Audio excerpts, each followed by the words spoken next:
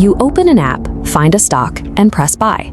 It feels like a direct, isolated action. But the moment your screen registers that touch, your order plunges into an invisible infrastructure explicitly designed to hunt it. The common understanding of the stock market is straightforward. You research a company's financial health, execute a trade, and your single order joins millions of others to organically drive public prices up or down. But behind that interface, retail brokers operate on a model called payment for order flow. Instead of sending your trade directly to a public exchange, they sell your order data to massive wholesale market makers. This arrangement creates an immediate conflict of interest. Brokers are structurally incentivized to route your trades to whichever firm pays the highest rebate, completely bypassing venues that might actually offer you the fastest execution or the most accurate price. As an individual trader, you are no longer a participant in the market. Your buying and selling is simply raw telemetry data, harvested by wholesale firms to map the actual financial battlefield. To a wholesale algorithm processing millions of transactions a second, individual retail trades are essentially noise. They arrive in a barrage of small, unpredictable increments with no underlying institutional weight. The algorithms analyze this noise to create a negative space filter. By identifying and filtering out the harmless, low-volume orders, they instantly isolate the massive hidden trades that actually dictate market direction. Predicting a company's quarterly earnings takes weeks of research and carries massive risk. Seeing the exact trajectory of a large block trade 50 milliseconds before it hits the public tape guarantees a profit every single time. Success no longer depends solely on forecasting long-term company value. In the microstructure of the modern exchange, profit flows to those who can see the future of a trade before the public ticker can eat an update. If retail traders are the plankton of this ecosystem, institutional investors, pension funds, mutual funds, and endowments are the whales. When they need to offload 5 million shares of a stock, putting that order on a public exchange immediately alerts every participant to a massive supply imbalance, crushing the price before they can finish selling. To avoid detection, institutions route their massive block orders through dark pools. These are private alternative trading systems designed with zero pre-trade transparency, allowing whales to mask their intended sizes and limit prices from the public limit order book. However, these opaque venues share a structural vulnerability. Because they don't display their own bids and offers, they have to derive their execution prices by matching buyers and sellers at the midpoint of the public lit exchange. High-frequency algorithms exploit this reliance. They continuously probe these hidden venues with tiny micro-orders, pinging the dark pools to test for hidden resistance. They throw out thousands of tiny feelers, waiting to hit an invisible wall of liquidity. The moment one of those algorithmic pings connects with a resting institutional block, the camouflage fails. The whale's exact size and direction are instantly mapped, exposing them to the fastest predators on the network. Financial researchers Lian Yang and Haoshang Zhu formalized exactly how algorithms weaponize this exposed data, detailing a strategy known as backrunning. Rather than attempting to forecast the asset's underlying value, these machines use past order flow clues to anticipate the future path of an ongoing institutional execution. Illegal front-running involves stealing confidential information to step ahead of a client's trade. Backrunning is legal. The algorithm uses pure pattern recognition to detect the massive institutional order in real time, and then aggressively trades in the exact same direction. This chart visualizes a limit order book. Once the algorithm identifies a whale trying to buy a massive block of stock, it accelerates ahead of the institution and aggressively strips out all available supply across multiple price levels. By draining the book, the algorithm creates a severe liquidity vacuum. There are suddenly no offsetting sell orders left to absorb the institution's incoming buys. The algorithm has engineered a mechanical trap. The institution is forced to keep buying to fill their order, but because the near-term liquidity has been deliberately erased, they drive the price up against themselves, securing an artificial premium for the backrunner. When the next segment of the institutional block hits that void, the friction of normal market depth is gone. The stock's price violently accelerates upward through the empty levels to find the next available seller. It operates as a closed mathematical loop. The institutional order execution directly triggers the liquidity drainage. That drainage creates the vacuum, and the vacuum forces the rapid price acceleration. The mechanics become even more severe when a trader is in financial distress. Algorithms monitor order flow for the distinct signatures of a firm that is forced to liquidate its positions to cover margins or satisfy redemptions. Instead of stepping in to provide liquidity, the machines execute predatory trading strategies. They short sell alongside the distressed firm, driving the price into the floor to extract every possible cent of the victim's liquidation value. Sudden intraday market crashes rarely stem from organic human panic. They are highly efficient mechanical executions by algorithms feeding on the forced actions of distressed assets. Traditional execution logic, simply breaking up a large order into equal timed pieces, guarantees detection.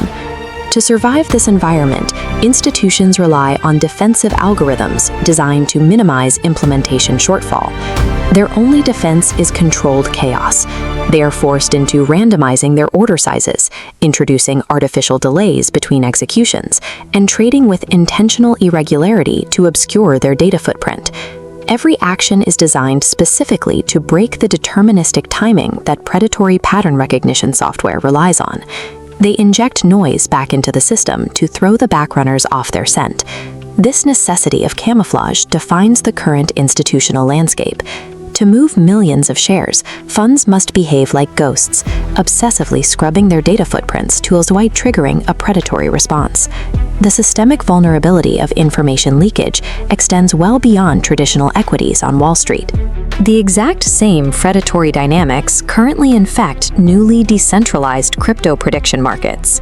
The mechanism is universal. Wherever a public data tape exists, algorithmic predators emerge to identify, track, and hunt informed order flow. These outcomes are the logical fulfillment of the system's architecture. The infrastructure functions as an automated extraction loop, converting every public trade into a proprietary signal for the machines running it. Human beings, no matter how skilled or well-capitalized, simply cannot outtrade networks that process logic at the speed of light. From retail apps to institutional pools and decentralized markets, the machines have successfully mapped the signatures of human intent. The only remaining question is what happens when the human prey is exhausted, and these algorithms are forced to turn on each other. You watch a pristine double-bottom pattern form on your screen. The logic is clear. You buy the bounce and tuck your protective stop-loss safely underneath the lowest point. Then a sharp red wick shatters the floor. Your stop-loss is triggered, closing your trade for a loss. And then, almost immediately, the market violently reverses and rockets upward in the exact direction you originally predicted. This sequence repeats across every liquid market. Beneath the surface of the chart, thousands of tiny orders are being swept into a single zone as part of a systematic extraction of liquidity. Curious, slightly empathetic, that creeping suspicion that your specific account is being hunted is a reaction to a very real mechanical process. Retail stop losses serve as the primary fuel source required for large institutional fills. Look at the sheer scale of institutional finance. A single hedge fund might deploy $500 million into one asset in a single session. This creates a logistical nightmare known as the fill problem. If an institution attempts to execute an order of that magnitude all at once, they will consume every available offer in the order book. The price will skyrocket before their order is even finished filling, destroying their own entry position. To acquire that much volume safely, the market's laws dictate they need an equal amount of counterflow. To buy 50,000 contracts at a specific price, they must locate 50,000 contracts being sold at that exact same millisecond. Since organic sellers rarely exist in those massive concentrations, institutions must utilize price action to manufacture the sellers they need. The setup begins with patience. Institutions allow clean, obvious technical levels, like a textbook support floor, to form on the chart. This builds confidence, encouraging a massive crowd of retail traders to pile into long positions. To protect those long positions, retail traders utilize stop losses. Mechanically, a stop loss on a long trade is a resting market sell order. When thousands of traders place these right below an obvious support line, they create a dense, highly predictable pool of sell-side liquidity. Once that pool is large enough, algorithmic systems initiate the Judas swing. They aggressively shove the price down, intentionally shattering the established support floor and triggering that entire cluster of resting orders. This sudden cascade of triggered stop losses floods the market with automated selling. That concentrated panic provides the exact counterflow the institution required from the very beginning to safely execute their massive buy order. The most obvious technical breakdowns on a standard price chart are rarely genuine shifts in market sentiment. They are targeted, mechanical harvests of retail protection. Professional traders historically understood market mechanics by reading raw transaction data on a ticker tape, tracking the actual urgency of buyers and sellers tick by tick. Today, most traders rely on traditional volume bars at the bottom of their screen.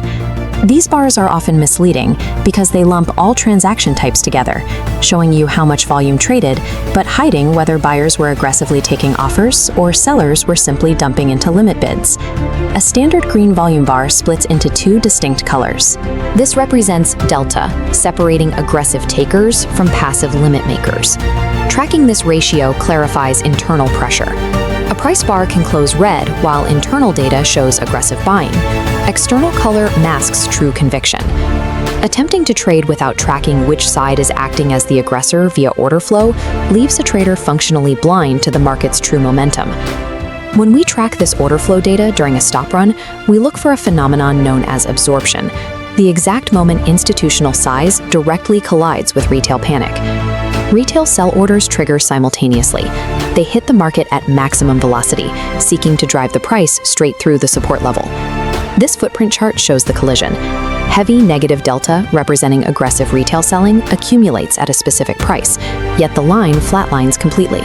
The institution's massive limit orders act as an invisible sponge, absorbing every market sell order and preventing the drop. When maximum aggressive volume results in zero downward price movement, the sellers have reached exhaustion. With the institutional fill complete and the sell-side pressure absorbed, the path of least resistance typically shifts to the upside. There is a specific threshold where the retail swarm reaches a critical mass, triggering a phase transition in the market.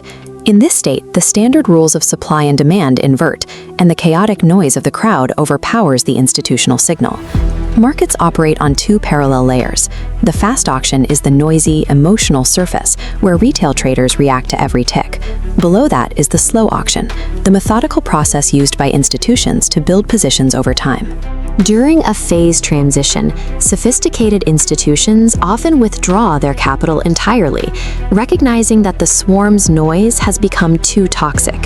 They leave the retail crowd to blindly trade against each other in highly volatile, low liquidity zones. Entering the market during these high-noise transitions ensures you will be caught in the friction of the fast auction, trading without structural support. To navigate this, you can adopt a defensive discipline called deferred commitment. This requires ignoring the initial, obvious breakout that every textbook tells you to trade. Instead, you wait for the sequence to play out. You locate the obvious support level, wait for the algorithmic sweep to trigger the stops, and then verify the presence of absorption in the order flow data. Only then do you watch for the reclaim. This chart shows a sharp wick piercing below support, followed by a massive green candle that leaves a distinct highlighted gap, a fair value gap, in its wake. Because the market moved too quickly to allow two-way trading, this gap serves as a structural footprint of a major order imbalance. It represents high-conviction capital entering the market, creating a zone that price frequently returns to for a rebalance before continuing the move. Ignoring textbook shapes to wait for verified footprints of liquidity changes your position in the market. Instead of serving as the necessary counterparty for a stop run, you align your entries with the structural requirements of institutional participants. You wait patiently. You see the setup, a clean, bullish engulfing breakout right at resistance. You enter your trade, and within seconds, the market violently whipsaws, stopping you out before you even realize what happened. It leaves you staring at the screen, wondering if the entire market is rigged against you, or if you are simply making decisions based on the wrong data. Candlestick charts can be deceptive. A candle is the residue of a negotiation that has already finished. It shows where the final transaction settled, but it discards the information about who was actually in control. By the time that 5-minute candle finally closes on your retail screen, the institutions, the high-frequency algorithms, and the professional execution desks have already played their hands. This is where Luis Acosta's market mechanics and order flow comes in. It provides the specific conceptual tools required to stop looking at those discarded shadows and start reading the actual machinery of the market. To stop acting as the exit liquidity for someone else's winning trade, a trader must look past chart patterns and learn to read the raw bookkeeping of the financial markets. The market operates as an accounting system designed to move inventory from impatient participants to those with patience. This data shows a first half of a transaction, aggressive flow. Urgent capital pays the spread to act immediately. On the other side is passive liquidity. Patient participants post limit orders on the book, setting their price and waiting to collect that spread. These two roles are asymmetrical. One side is paying a premium for urgency, burning capital to cross the spread, while the other side is collecting that premium to absorb the flow. Recognizing this asymmetry offers a diagnostic view of how institutional risk moves before those changes ever register on a standard chart. We can see this dynamic through a core concept called absorption. It changes the way a trader views a supposed breakout. Imagine a scenario where price is ticking up toward a key level. Aggressive buyers are attacking the offer, and the standard chart looks bullish. This shows the difference between surface and machinery. On the left, a green candlestick pushes upward. On the right, the depth of market reveals a massive limit seller silently absorbing every buy order. Aggressive buyers burn capital, while the patient seller builds a positional trap. We observe this in historical data. In this S&P trade at 5,182, a 120-lot passive offer absorbed a 38-lot hit, refilling to 145 lots. It absorbed another 60 lots, refilling to 160. Once buyers ran out of fuel, the trap snapped shut. Price reversed. While a chart reader might buy the top of that move, an order flow reader identifies the footprint of exhaustion and prepares to trade the reversal. A trader eventually reaches a choice. They can continue guessing based on shapes, or they can learn to read what the auction is actually doing right now. Acosta is explicit about the reality of this work. The book does not offer a magic strategy or promise overnight wealth. Instead, it provides the operating model used by professional execution desks. It details reading footprint charts, analyzing volume profiles, identifying spoofing tactics, and the trapped traders who drive price reversals. While specific trading setups can stop working when market regimes change, the skill of reading order flow is designed to survive those transitions. To begin building that skill, click the link in the description below to secure your copy of Market Mechanics and Order Flow, Volume 2 of the Structural Market series. If this breakdown changed your perspective on the market, hit the like button, share it with a trader who is looking for more clarity, and subscribe to the channel for more deep dives into complex systems. This video is for educational and informational purposes only. Trading financial markets involves substantial risk of loss. Past performance is not indicative of future results. Please consult a qualified financial professional before making any investment decisions.